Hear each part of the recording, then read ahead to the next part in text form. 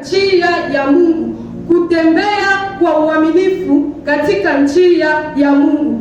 Basi tutakuwa na usomi katika kitabu cha Hesabu sura 12 mstari wa 21. Hesabu sura 12 mstari wa 21. Pia tutakuwa na usomi katika kitabu cha Mezali sura 14 mstari wa 12. Hesabu sura 12 mstari wa 21. Neno la Mungu linasema hivi: Edomu akakataa kumupa Israeli ruhusa kupita katika mipaka wake. Kwa hivi Israeli akageuka na kumwacha. Wakasafiri toka Kadesi na wana wa Israeli hata makutano yote wakakucha kwa mlima wa Hori. 13. Bwana akamwambia Musa na Haruni katika mlima wa Hori karibu na mipaka ya Edomu akisema, Haruni hatakusanywa kwa watu wake, kwa kuwa hata ingia nchini ambayo niliwapa wana wa Israeli, kwa sababu mliasi neno la Mungu kwa maji ya Meriba. Ni neno la Bwana. Aliyepata Mezali sura 14 mstari wa 12 anaweza kutusomea sura 14 mstari wa 12. Mezali sura 14 mstari wa 12 inasema hivi: iko njia ionekanayo kuwa sawa machoni pa mtu, lakini mwisho wake ni njia za mauti. Ni neno la Bwana. Amen. Bwana Yesu asifiwe. Hii somo kwetu ina lengo kubwa kwa mchana wa leo. Hii somo itatuelewesha maana ya njia za Mungu. Pia hii somo itatuelewesha kutambua kuwa njia za Mungu ni njia, haziko njia za rahisi. Kuna wakati njia za Mungu zinaweza kuwa na vizuizi. Hii neno pia itatufundisha kuamini Mungu wakati njia zetu zinakuwa nzito. Neno hili litatufundisha tena kuamini Mungu wakati njia zimekuwa nzito. Katika Biblia hapa kwenye tunasoma Hesabu sura 12 mstari wa 21, ilikuwa wakati wana wa Israeli wanatoka Misri wanasafiri ili wafikie nchi yao ya ahadi. Lakini wakati wana wa Israeli wanasafiri ili wafikie nchi ya ahadi, iliwabidi wapitie katika jangwa. Ndiyo maana katika njia za Kikristo kuna njia ambazo tunaweza pita na kunaweza kuwa vizuizi, lakini katika yote inabidi tuamini Mungu. Wana wa Israeli walitembea katika nchi ya utumwa miaka 40. Wakati wanatembea ilifikia wakati wanafika Edomu. Edomu ilikuwa ni kizazi cha Esau, na Esau alikuwa ni ndugu ya Yakobo. Wakati wanafika pale iliwabidi waombe njia, kwa sababu mahali nchi ya Edomu ilikuwa ni milima. Wakaona heri waende kuomba njia, lakini wanafika pale wanaenda omba njia, wanawaima njia. Ndiyo maana katika njia ya Kikristo tunaweza kutembea, lakini kutakuwa vizuizi. Bwana Yesu asifiwe. Israeli wakati wanatembea wakakuta Edomu mbele yao, wakajiuliza tutapita vipi? Wakati mahali kwa Edomu inasimamia kuko vilima, wanajiuliza watapita ae. Wanauliza Edomu, tusaidie hapa na njia ili tujue jinsi ya kupita. Edomu ikasema hapana. Edomu ilikuwa ni nchi ambayo wanaijua kwa sababu ilikuwa katika vizazi vya Esau, na mlima ambao ulikuwa ndani ya ile nchi ya Edomu ambao wana wa Edomu walikuwa wanasimamia hapo ni mlima wa Seiri. Tukisoma Kumbukumbu la Torati sura 2 mstari wa 2, tutaona jinsi Mungu alikataza wana wa Israeli kwamba wakipita Edomu wakiwaima njia wasikajikaze wako napigana nao. Mungu akawaambia wasipigane na Edomu. Ndiyo maana na sisi katika maisha kuna wakati hata na sisi tunafamiwaka nchi yetu, lakini kwa hali yote inabidi tushike sheria za Mungu, tuamini Mungu, tutembee katika njia za Mungu. Kutembea kwa uaminifu katika njia za Mungu, acha niseme kwamba ni kufanya mapenzi ya Mungu.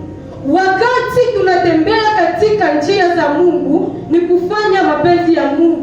Na katika Methali sura 3 mstari wa 6 inasema kwamba wakati mtu anaokoka anapaswa afate njia za Mungu. Wakati mtu anaamini Yesu, akubali kwamba Yesu aongoze maisha yake. Bwana Yesu asifiwe sana.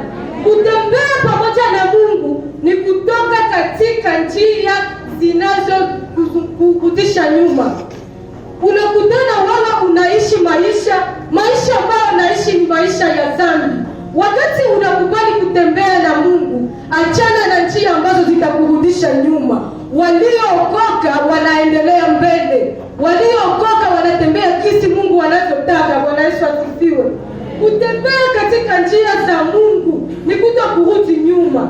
Ukishaanza maisha ya Kikristo, acha mambo ya kurudia nyuma. Kwa maana unaporudia nyuma, hautapata tena mwelekeo, kwa sababu mtu alikuwa anakuongoza, ulimwacha nyuma. Tukasema kwamba njia ya kweli na uzima ni Yesu Kristo.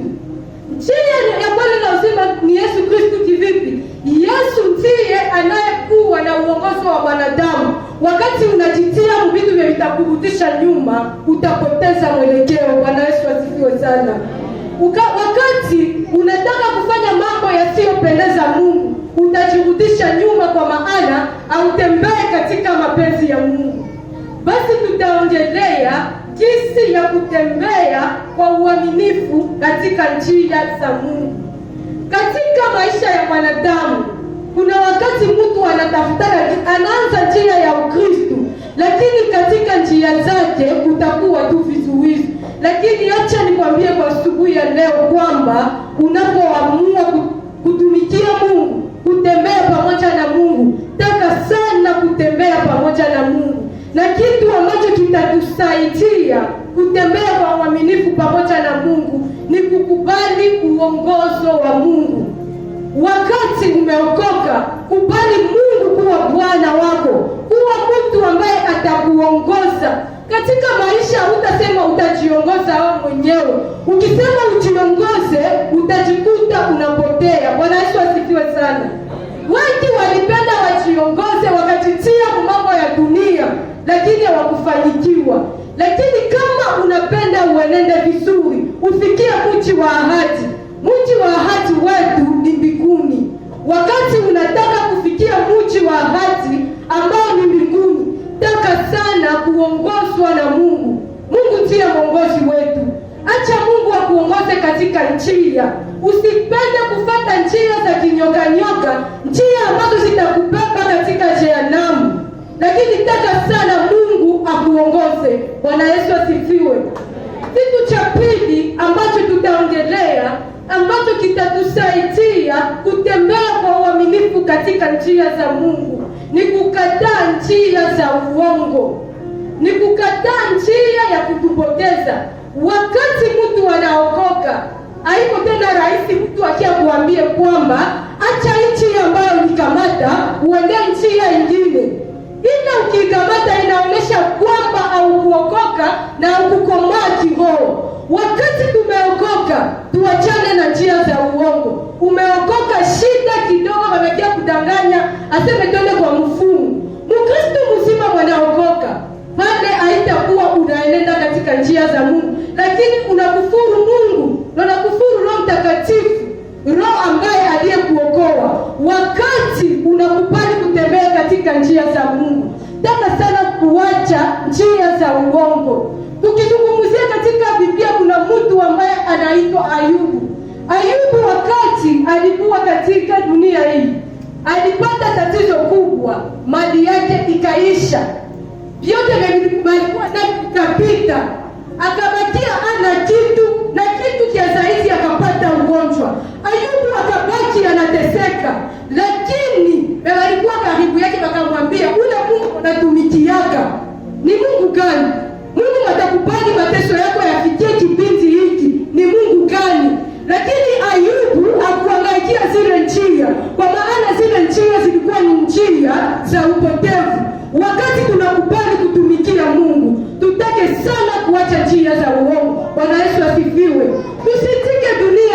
tusipoteze.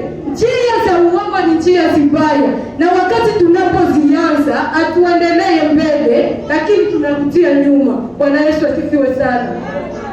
Kitu cha tatu ambacho kitatusaidia kutembea kwa uaminifu katika njia za Mungu ni kuishi kwa heshima na maadili. Wakati mtu anaokoka, anapaswa awe na heshima, na neno la Mungu linasema inabidi tuwe vielelezo mahali pote tutapita. Wakati tumekuwa Wakristu, njia zetu zisifananishwe na watu wa nje, watu ambao ni wapagani, hawajua kitu kwa ajili ya Mungu. Ile yote ni njia ambazo zitaharibisha njia zetu pamoja na Mungu. Mtu unakuta mwingine iko katika ana heshima, wewe mwenyewe unajikuta kwa Mkristo, lakini nje tukikuona hauna heshima, hauheshimie wadogo, hauheshimie wakubwa, hata hakuna heshima yoyote iko ndani mwako. Ile inaonyesha kwamba hautembei pamoja na Mungu. Hata uwe katika kanisa, uimbe, usifu, kama hauna heshima na utembee kwa maadili, hizi Biblia inavyotuongoza, utapotea njia. Kwa maana Mungu hatakuwa pamoja na watu wasio na heshima. Itakubidi uheshimu wengine na uheshimu pia Mungu. Wakati unasema unaheshimu Mungu na uheshimu wengine, ile heshima siyo heshima. Kwa maana Mungu hata ikamata kama heshima, kwa maana auheshimia wengine, na pia kama uheshimia wengine, Mungu hawezi kukuheshimia. Bwana Yesu asifiwe sana. Kitu kingine ambacho kitatusaidia kutembea kwa uaminifu katika njia za Mungu ni kutegemea Mungu. Katika safari ya wana wa Israeli, mahali walifika wanafungiwa njia, hawakupigana, hawakuleta vizuizi waseme kwamba watagombana na Edomu. Walitembea jinsi Mungu alivyowaambia, kwa maana Mungu aliwaambia wasipigane na Edomu. Wakatembea, wakazunguruka ile mlima wa Seiri. Walizunguruka vile, wakakubali ile mateso ya kuzunguka, kwa maana walitegemea Mungu kwamba atawavusha. Wana wa Israeli walipita katika ile magumu, lakini walijua kwamba kutegemea Mungu kuna maana kubwa. Wakati na sisi tunapookoka katika njia za Kikristo, kuna mara tutakutanana na vizuizi, kuko wakati tutakutanana na shida. Ile wakati ambao tunaweza kutembea, tuwe imani na kutegemea Mungu, kwa maana Mungu ndiye ambaye anakuwa na solution ya mahitaji yetu ama tu ya probleme zetu. Katika njia za Kikristo hakukwake vitu vya rahisi. Usifuate njia ya rahisi aseme hii njia ndio itanifikisha fasi fulani, lakini njia za Kikristo ni kuenda hatua kwa hatua, ni kutembea hatua kwa hatua. Usirukie endapo unasema utafikia fasi fulani na uyafanya kitu chejipo mbele. Ndiyo maana katika kutembea kwa uaminifu kwa njia za Mungu inabidi kutegemea Mungu, kwa maana Mungu ndiye anakuwa na pouvoir ama kitu ya kutusaidia. Kwa asubuhi ya leo tuliongelea hivi vitu ili tena vikusaidie wewe Mkristo, vikusaidie na vinisaidie. Tukasema kwamba ili tutembee kwa uaminifu katika njia za Mungu, itatubidi kukubali kuongozwa na Mungu. Tukasema tena ili tutembee kwa uaminifu katika njia za Mungu, inafaa kukemea njia za uongo. Tusipende kutembea katika njia za kutupoteza. Tukasema tena ili tuenende katika njia za Ukristo, inabidi tuishi maisha ya heshima, na pia tukasema inabidi tutegemee Mungu kwa wakati wote. Basi kwa mchana wa leo nilitaka kuwakumbusha kwamba Mungu ndio njia ya kweli na uzima. Usitafutie njia kwenye haiko, usitafutie njia katika dhambi. Tamaa za mwili zisikupokote, tamaa za mwili zisikupoteze. Inabidi kushikamane pamoja na Mungu. Bwana Yesu asifiwe sana. Katika Biblia kuna watu walitembea katika njia za Mungu. Abrahamu alitembea katika njia za Mungu. Yusufu akakimbia dhambi ili abaki katika mapenzi